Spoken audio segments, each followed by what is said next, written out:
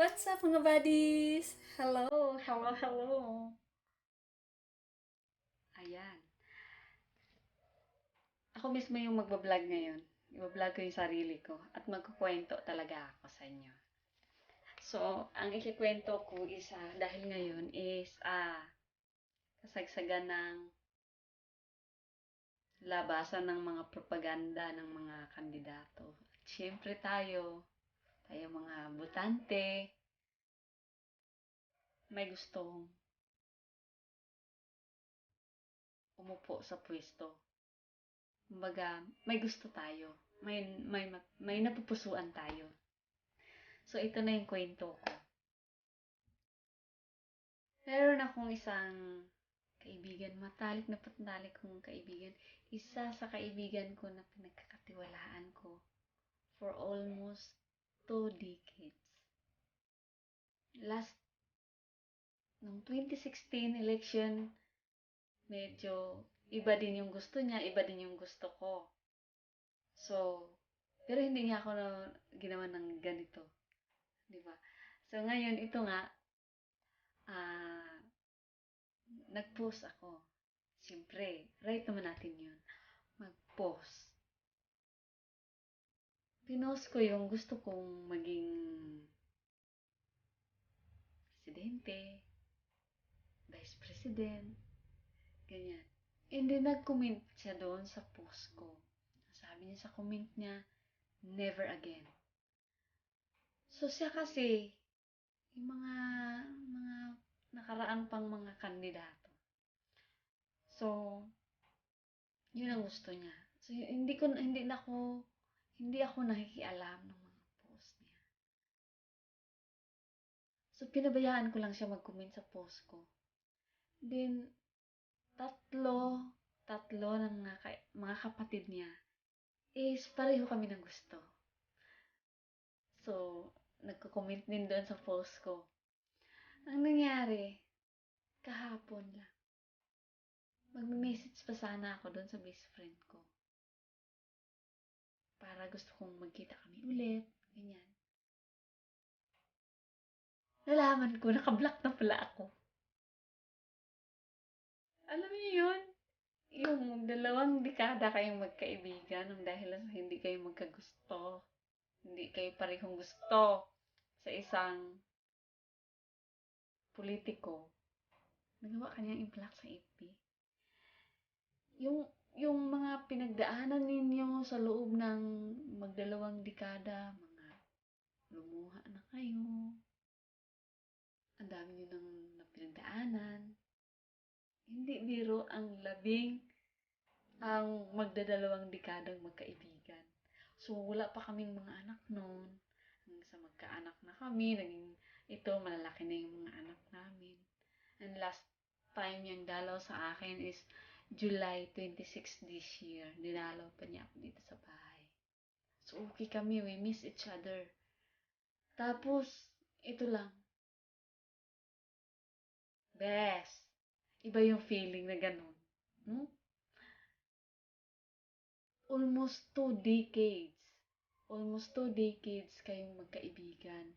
Yung asawa niya, yung asawa mo, parang open na kayo sa lahat ng bagay. Yung na-open mo lahat, yung anong gusto mo sa kanya. Kasi parang buong buhay mo, kilala ka na niya. Yung buong buhay mo, na umiiyak ka, magkasama kayo. The sad truth is that, yung mga kanya-kanya naming gusto, hindi naman kami kilala. Di ba? Tapos, yung mga pinagdaanan namin, mga memories namin as a friend, di na nga friend yung turing ko sa kanya eh. Big sister. Pinagpalit si ganun. Napalitan ng ganun moment. Hindi na kami friend. Ayaw niya na ako mag-communicate. Hindi nga siya nag-message sa akin na ayaw ko niyang kandidato mo. Only nag-comment lang talaga siya doon.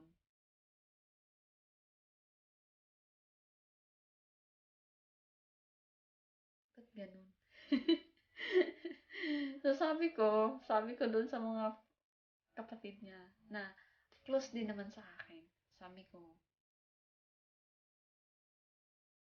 iniisip ko na parang wala naman akong dapat i-apologize sa kanya. Wala naman akong dapat ipaliwanag sa kanya. At saka wala rin naman akong pagsisisi. Nag-post ako na hindi ko isinaalang-alang yung mga damdamin nila na hindi ko alam kung sinong gusto nila. I post it because I like it. I post it because idolize mo yung tao. Gusto mo yung tao. Hindi naman pwede yung gusto nila lang ang masusunod. Di ba? May ganun. Meron tayong freedom of choice. Freedom of choice. Freedom of speech. Pero pinapabayaan ko naman siya mag-comment sa post ko. Dahil nga lang hindi talaga nagbago yung ginawa ko. Yun talaga yung gusto ko. Yes. Naka-block ako ngayon. Ganun yun. So, meron pa kami papakita ko sa inyo ang mga moment namin. Maglalagay ako dito ng mga pictures na nagpapatunay na hindi biro yung pinagdadaanan namin. Magkasama kami sa work. Magkasama kami sa lungkot at saya. Yung anak niya, inaanak ko pa. Yung hindi ganun kadali, hindi ganun kasimple yung pagkakaibigan namin. Ang daming mga bagay-bagay na pinagdadaanan namin. So, natapos ng ganun lang. So, totoo talaga na hindi talaga natin hawak ang isip ng isang tao kung kailan magbabago, kung kailan hindi, kung kailan ka iunawain, kung kailan ka hindi maunawa. Pero, wala naman akong pagsisisi sa post ko dahil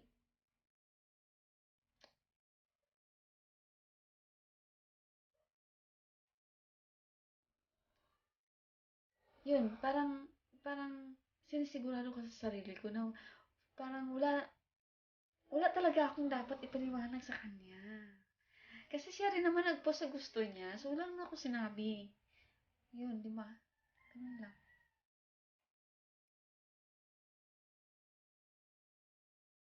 So, sana hindi mangyayari sa inyo to yung nangyari sa akin.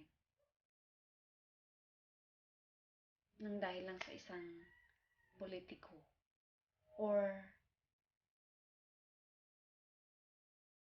ganun. Pero, napaisip ako. In spite of our friendship, in spite of our uh, relationship as being friend, nawala. Ang dahil lang sa post ko. Sa ina-idolize ko nga kandidato. Yun. Ah, parang babaw, di ba? Yun lang.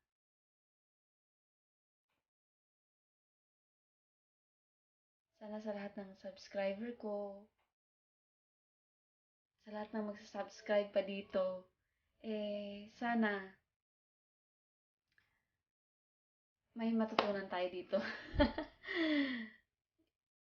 Kung paano magpapahalaga ng isang damdamin, ng isang kaibigan, ng isang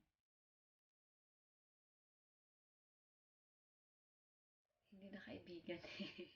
Hindi na kaibigan. Kasi, dami na naming pinagdaanan. Nandun yung nagtampuhan kami. Pero naaayos namin. Pero, ngayon lang ako nagulat. Nagulat ako. Dahil lang sa magkaiba yung kandidato namin. Binlock ako na walang pasabi. Ayan. Tapos ito pa. Yung parehong boss namin, pareho sila ng gusto. hindi na ako doon nag-work. Noon pa man talaga ay hindi kami magkasundo kapag may tumatakbong kandidato. Pero hindi na nga ako nagtatanong sa kanya kung sinong gusto niya. So, nagpupus na ako agad ng gusto ko. Hindi naman makasarili yun, di ba? Kasi freedom naman yun.